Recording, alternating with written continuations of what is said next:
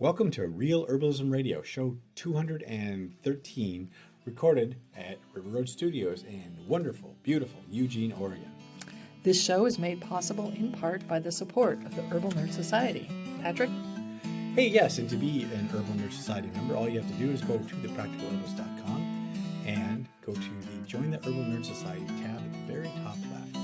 Go there, read the page, and fill out do the little form and fill it out, and you become a member. And you help us along in supporting us to do our podcast and Dr. Herbals website. Thank you. Thank you so much. Great. Hey, if you like the podcast and you think it's something you want to continue to support, what helps us a ton is a review. So if you like the podcast, please go to either your iTunes or wherever you get your podcast from, Stitcher, iTunes, Libsyn, you name it. Give us a review. It helps us because if you take the time to put us or subscribe to us in your feed, it only helps us. And then in general, if you like it, let the other people know, because I know when I'm looking for a new podcast, I want that review. I want to figure out, is it worth my time to even listen to an episode? So if you think it's a value, please give us a review, because it only helps, and that in turn makes us bigger, which helps us with the more support, which helps us do more and better things. So it's kind of like an endless life loop, and that's what we want to do. All right, on with the show. I'm Candace Hunter. I'm Patrick Hunter. And welcome to Real Herbalism Radio. It was wonderful to talk with Jessica. She is so delightful, isn't she, Patrick? Yeah, I love aromatherapy, and she really made it more functional. I think it's approachable the way that she does it. Aromatherapy has been this really huge thing in the mainstream media with the doTERRAs or doTERRA. I hear so many people saying it so many different ways. Right. But the Young Living and all the various different MLM style and even off-the-shelf style of essential oils. You've hit it at peak aromatherapy when you're going into grocery stores and they have, diffusers and, they're, off-brand or whatever brands are using for essential oils. And it's just everyone's thinking, well, that's what I have to do in my house now. I have to have an aromatherapy diffuser. Yeah, and the diffusers are actually nice ones. Like you can actually get a good one. You don't have to go to a specialty store for a good one. Oh, Bed Bath & Beyond has diffusers, and they're really nice. Yeah, and they light up. They have wood bases. They have all these things. I mean, Candace, you have a really great one, but it looks like some herbal lab experiment with this blown glass thing, and it vibrates, and it's like this mechanical thing, and it looks like something out of a steampunk novel. It really does. Yeah, and it's nothing like and I see these other ones. I'm like, well, these are like little decorative pieces of furniture that you put in your space to make it nice, Yeah, I've had mine for at least 5, maybe 8 years. It's been quite a long while. Well, and I remember when you bought it, it was expensive. It was hard to get a hold of. Yeah. But you have a whole cleaning process for it too. And some of the diffusers and that mainstream stuff, I don't think they're designed to last long. Yeah. Because when and I've noticed this with your diffuser, when you use it often, you get the residuals. There's a residue. Yeah, because you're getting the essential oils into the air, but there's other things, and I don't know if they're not carrier oils, but I don't know what to really. No. It's part of the essential oils, but it's the part that isn't volatile. Right, so it doesn't get airborne. Yeah. Right. Otherwise, if you didn't have something like that, your essential oil would pretty much be like alcohol. It would evaporate and be gone, and there would be nothing. Normally, when you're making like a perfume or a lotion or whatever, you're using just a few drops, so you don't have the residual oils are just a part of the blend, and you don't notice it. But when you're doing, at least all the ones that I've used, I mean, when you put them in a nebulizer, there's a little bit of what looks like an oil. I don't believe it is. I think it's actually a resin that's left over, but I'm not really positive on that, what the chemical structure is. But yeah, it's left over in the bottom. For folks who use the diffusers that have water, you'll notice a little bit of oil, what looks a little bit like oil that will end up collecting in your water reservoir. Because you have another one that I really like too, which is it looks like it's a copper reservoir, basin on a stand, and you put a tea candle underneath, and I've always liked it because I like the metal and copper. But I did notice that after you're using it quite a bit, you get a residual in that copper basin that you have to actually clean out. Yeah. And I think that might be I don't know if people really realize that, but you kind of have to clean that stuff out, or it's going to damage your diffuser. Yeah, it'll build up, and it also will alter the smell of whatever you're putting in there. So if you've been doing a whole bunch of, let's say, ginger and rosemary lately, and now you're ready to switch to something different, you want to do something like ylang ylang and some, I don't know, rose, or some like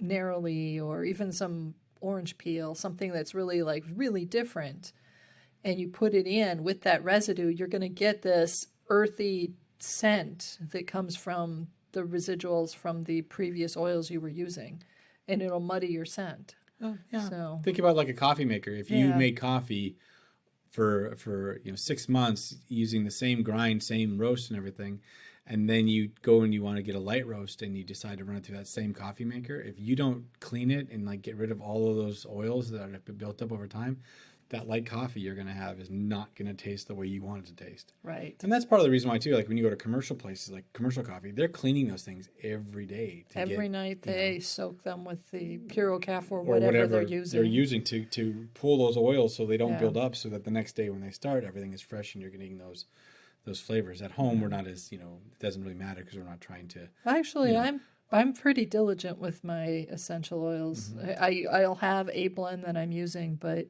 when I'm doing a lot of using the diffuser a lot, which I tend to do more in the spring and going into summer, I'll be cleaning it every single week. I'll be religious about it.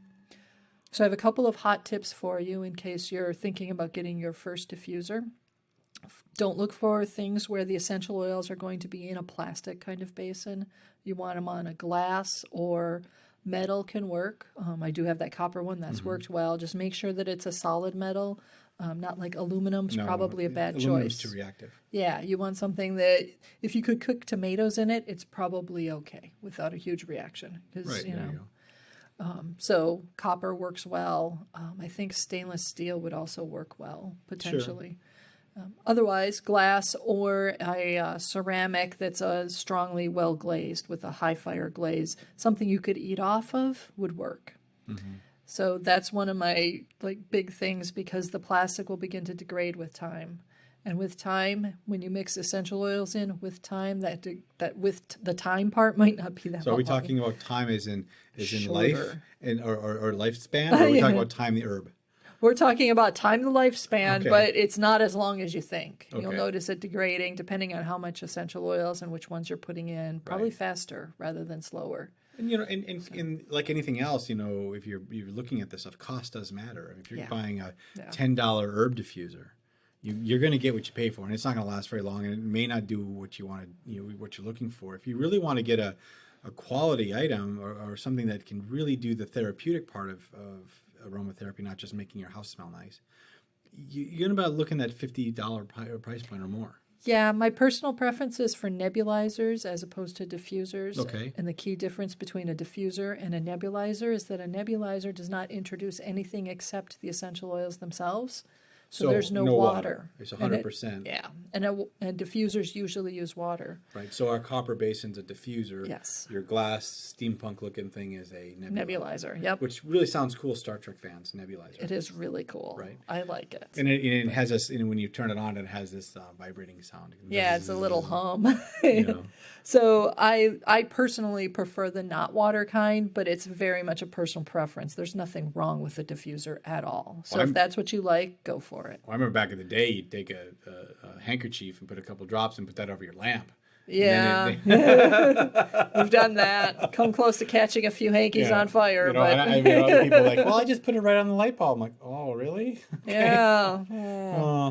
But yeah. No, we're not. No. And then my other tip is clean regularly. And I have personally found that a 90% isopropyl alcohol, as opposed to 70%, one that's really got the higher, stronger alcohol content, works pretty well. I'll sometimes have to soak for a little bit. If I've been lazy and let the residue build up a little bit more, I might have to soak it a little bit. But I find that usually the alcohol will do most of the work for me. And most pharmacies will have the higher alcohol. You just have to look at the percentage on the back, and there's usually a cost difference too. Yeah, the 90% ones are a little bit more A expensive. little bit, yeah. But if I had only 70%, I'd use that. So Sure. it's Well, not, sometimes it's that practical side of things. Sometimes you just use what you have. You're not going to Yeah. run to the drugstore for that specific thing if you don't have to. Yeah, Right? exactly. But anyway, diffusers aside. Diffusers aside, but you have your two tips again were clean with isopropyl alcohol in a 90% mix and Avoid plastics. avoid plastics. And on the area, it doesn't matter if the outer casing is plastic, but avoid the area where the essential oils would touch. You want that to be not plastic. Okay, so now that we've talked about the ways you can put it in the air, Yeah. what else do you want to talk about on that? on aromatherapy? Well, one of the things I really liked about Jessica's take on it is that you don't have to be doing essential oils. And you can get aromatherapy from something as simple as a tea. Okay. And especially for folks who are like with small children. I had someone recently ask me a few questions about, she has a baby, a young one, just under a year old. And she was asking about sourcing for essential oils and whether a couple different ones were safe and that sort of thing. When you're looking at children who are under about 3 years old, essential oils are not necessarily as safe. Some of them are quite fine. Like lavender is still pretty safe for, even under 3. But it's not until our nervous systems are a little bit more developed that essential oils start to become, the broader number of them are safe and fine for using in a diffuser or that sort of thing. Mm-hmm. However, as a tea, and especially using a tea to fill the air in your house, like if you throw your water into your crock pot, you throw your herbs in there, the scent will fill the house, kind of like a potpourri, like those old simmering potpourris we used to do, which were essentially decocting aromatic plants. Right. So that kind of aromatherapy is going to be fine even for small children, even if the essential oil itself may not be a good one for small children. For the most part, you'll be pretty safe there. Because what you're doing by making the tea or the decoction is you're using an even tinier, minuscule amount of the volatile oils that are potentially problematic. And if you're not having your little one imbibe it or drink it, which is preferable, especially if you're using herbs that are not necessarily good for kids, but the scent is good, then it's fine. Does that make sense? Right. The way I said that? Because I I think feel so. like I went in a circle. No, I think you're fine. Circles are pretty common for me. We're bringing it back around town. It's fine. Yeah. It's okay. I think that, our experience with it, or, we usually that's like we start doing, I like to do it more, but we seem to always bring it out when there's sickness in the house or the air needs to be, become part of the treatment for whatever ails us. Yeah, I have traditionally had more challenges. In fact, we're heading into the season where it starts to get harder for me to use incense. My top favorite for filling the house, shifting the energy, and just making the house smell like home to me is incense. Okay. And I usually use Japanese pressed incenses, so the kind that don't have a stick to them. Mm-hmm. And that's my favorite. Hands down, 100% my favorite. But I have seasonal allergies, and they start to pick up in the spring. So we're heading into what is considered wood time of year. And here in Eugene, we're actually, I would say we're really kind of in it already. Getting close. Things are budding already. I couldn't believe it. Our rose bushes are budding. So when you start seeing the first signs of greenery budding, the bulbs starting to come up and all of that, that's the beginning of when Jessica was talking about like the different Chinese elements. Mm-hmm. Wood season is that. And for me, that's the season where there's a lot more pollen that starts to come out and my respiratory system starts to feel more challenged. So that's the time of year where I have to do incense a little bit less, and then I get closer to the summer and hay fever season, and there's no incense and no particulates are okay for me. So that's usually when I make the shift to doing a lot more with the essential oils and the nebulizer. Mm-hmm. And then that'll go through till we get to the point in summer where we're past, in our area, we have 2 grass seasons, but the second grass season doesn't affect me much. Mm-hmm. And if we aren't having fires, we have our house open. So at that point, I don't do anything, and then I start with incense again in the fall, about the time when the rains begin. So for people in more northern climates or not Pacific Northwest style climates where we get spring early, they're still deep into winter phase. Right. So for me, that would be like when we lived in Minnesota, my incense went all the way until like usually May. Mm-hmm. It was about Mother's Day was when I had to make that shift. Yeah, because it was a little bit later. Yeah. But the decoctions in the crock pot on the counter, now that goes year round. Yeah, and sometimes I wonder what you're making, but you're like, no, it's just just doing something. Yeah. Always got something brewing in the crock pot. It's tasty. You want to try it? Yeah, and then I get that she gets me on that every too often. I know. I think she does it because she likes to see the face I make. This is good. It tastes like mud. Try it. Try it. Doesn't it? Doesn't it taste like dirt? This is McKinsey River mud. Yeah, exactly. So, hey, one of the things that we used to do was the Herbal 101. Yes. And we probably have a question that we could answer from one of our awesome readers. And here's the thing: if you have a question for Candace, go ahead and go to the show notes of pretty much any show, and you will find a form on the right-hand side that's the Herbal 101 form. You just fill that out, and we will try to get to you on that. We don't answer every question, of course, and there's some questions we won't answer at all. I mean, no, we can't prescribe anything. Anything that is going to be, I'll just be blunt. We can't advocate herbal abortions. We're not going to do that. Either way, that's just beyond the scope of Herbal 101. If you've got a technique question or a what does this do question, or that you want to have answered, that's what that form is for, and we would love to have those questions. So, with all of that preface out of the way, let's talk about today's Herbal 101 question. Are you ready, Candace? Yes, I am. So this question comes from Donovan. Donovan asks, see here, please, I make my family's herbal glycerin tinctures, and I make a few that are very, very bitter, like dandelion, and a few other mixtures. Well, I'd really like to know is how to maybe mask or decrease the bitter in some of these herbs. I make a heated glycerin tinctures. Please help. Well, Donovan, I'm sure there is a solution because I know that Candace makes this stuff for our family, and it's not bitter. So go ahead, Candace. There's actually a lot going on there. One of the questions I would, if Donovan were here in studio, I would say, oh, well, are you guys comfortable with bitters? Do you have bitters? Because a lot of times our palates we're acclimated to sweet tastes and salty tastes. We're okay with sour taste. Most people don't really like bitter taste, especially standard American diet is devoid of bitter. Bitter is really good at getting your digestive system moving. It's particularly supportive for your liver and gallbladder and your stomach acid, and it'll start helping you build that.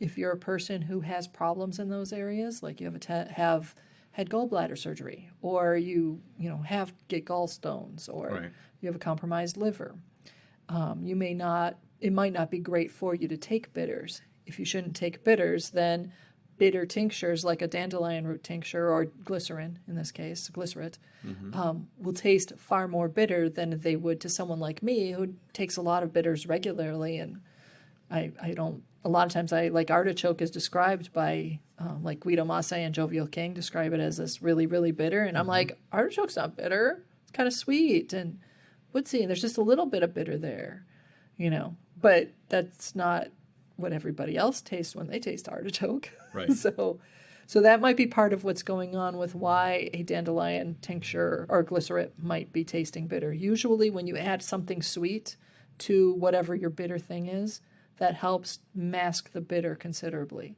So making your dandelion root or your gentian or your artichoke or any of the other really bitter stuff that you're working with, putting it into like an herbed honey, like Don Combs would recommend, would be one of the ways to do it. Doing a glycerate would be another way that we would recommend.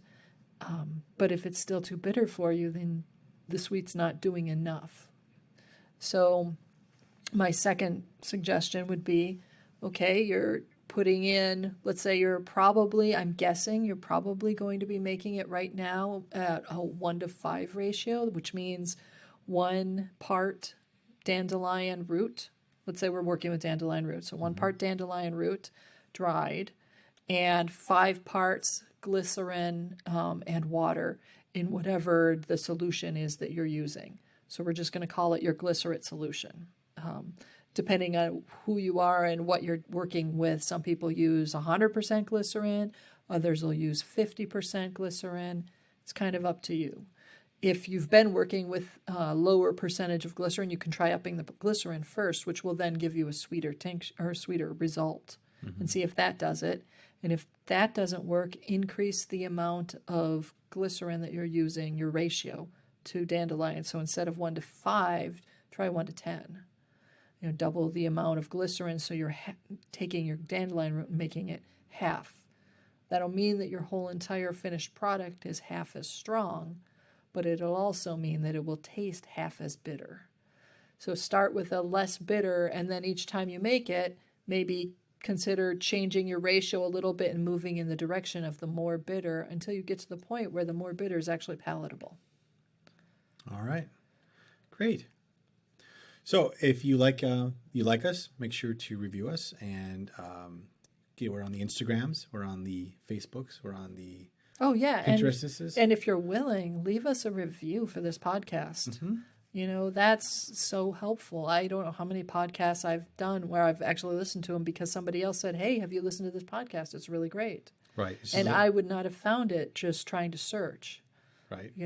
I think about how many things that I've done the same thing between, whether it's a book or a new Netflix series or whatever it is. Usually if someone that I know, like, and trust tells me, "Hey, you really would like this," I put a lot of faith in that. So yeah, there you go. All right. And with that, put an herb on it.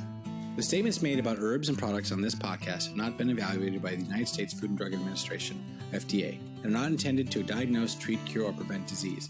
All information provided on this podcast or any affiliated websites is for informational purposes only and is not intended as a substitute for advice from your physician or other healthcare professional. You should not use the information on this podcast and its affiliated websites for a diagnosis or treatment of any health problem. Always consult with a healthcare professional before starting any new vitamins, supplements, diet, or exercise program before taking any medication, or if you have or suspect you might have a health problem. Any testimonials, questions, or case studies are based on individual results and do not constitute a guarantee that you will achieve the same results.